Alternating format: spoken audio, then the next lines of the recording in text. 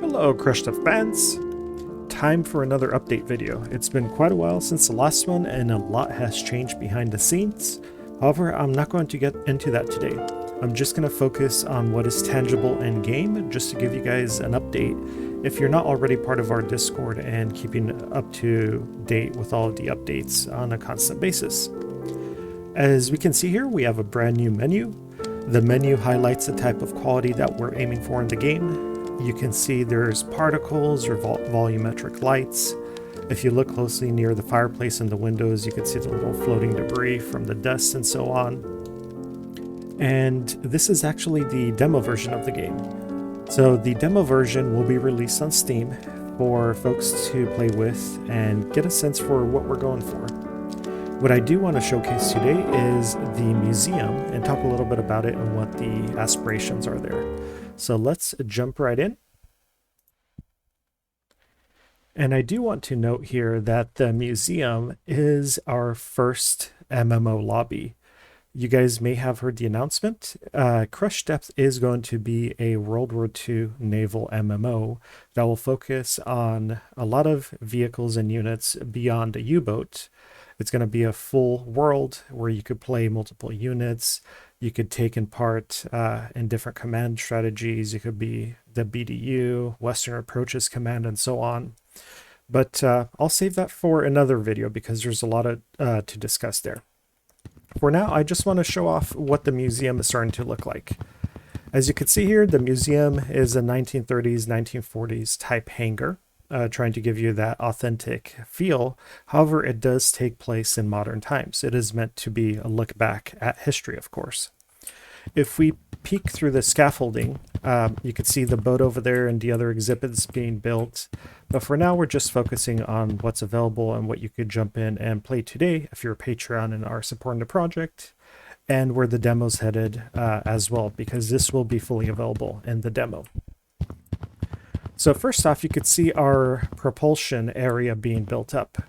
We have the diesels over here hooked up, intake, exhaust. We have air pressure systems ready to spin the diesel up. And like I mentioned, this is a multiplayer MMO lobby. So right now I'm the only one here. This is a beta build, so nobody else is on.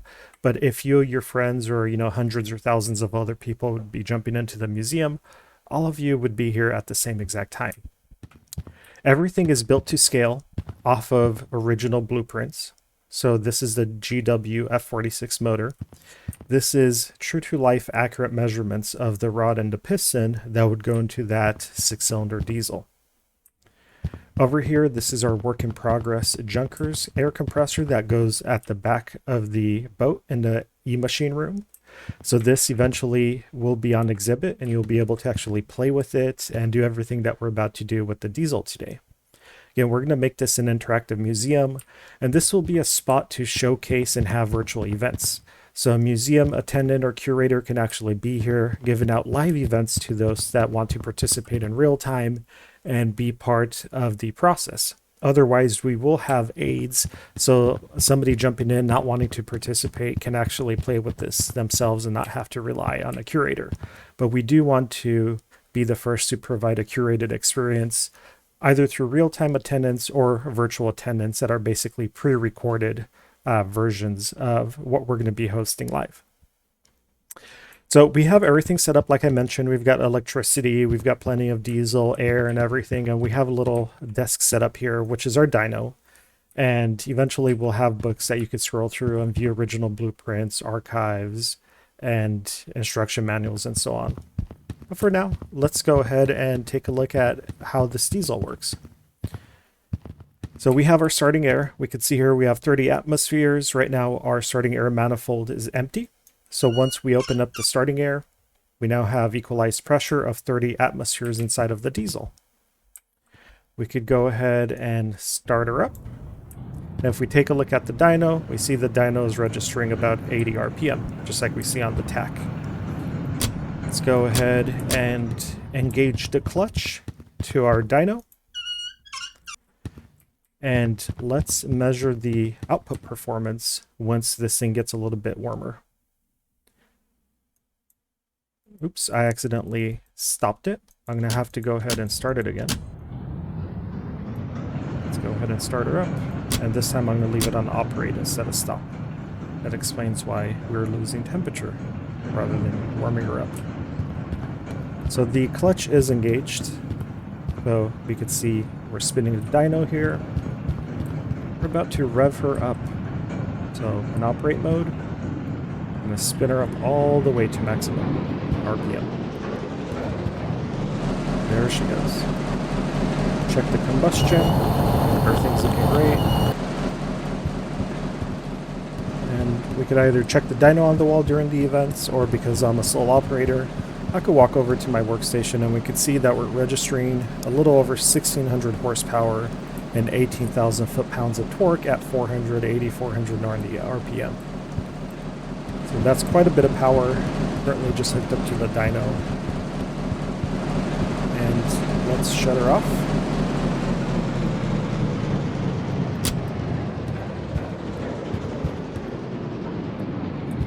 Alright, so here's our dyno graph we could look at any time. This was a live run. Next time we performed a run based on conditions, this might deviate a little bit depending on the temperature of the air and so on. But for now, this was our successful run.